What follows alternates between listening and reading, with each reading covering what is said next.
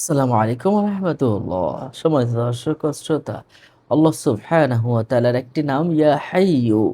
ইয়া হাইয়্যু আরবিতে লিখে আপনি যদি ঘরে টানিয়ে দেন তাহলে কি হয় দেখুন, আপনারা আশ্চর্য হয়ে যাবেন। আল্লাহ পাক রব্বুল আলামিনের একটি নাম ইয়া হাইয়্যু।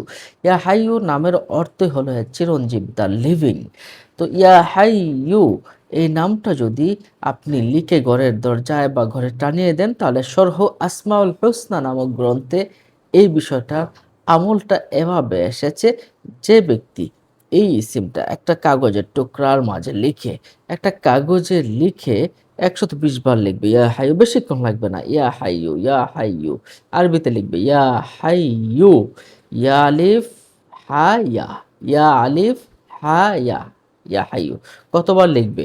১২০ বার লিখে, কাগজে লিখে যদি ঘরের দরজায় টানিয়ে দেয়, তাহলে ঘরের সব লোক এবং ঘরে যারা বসবাস করবে সমস্ত লোকগুলা সমস্ত ধরনের রোগ ব্যাধি থেকে হেফাজতে থাকবে ইনশাআল্লাহ। যেকোনো ধরনের রোগ ব্যাধি থেকে হেফাজত থাকবে। যারা বিশ্বাস, ভক্তি, ভালোবাসা নিয়ে আল্লাহ পাকের নামের আমল করতে পারেন তারা ফল পাবেন। আল্লাহ পাক নিজেই বলেছেন, ওয়ালিল্লাহিল আসমাউল হুসনা ফাদউহু বিহা।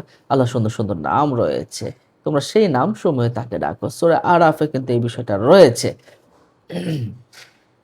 এই ইয়া হাইয়্যু নামটা কিন্তু আপনার রোগ ব্যাধি থেকে অ্যা মুক্তি পাওয়ার শ্রেষ্ঠ একটি নাম। ইয়া হাইয়ু।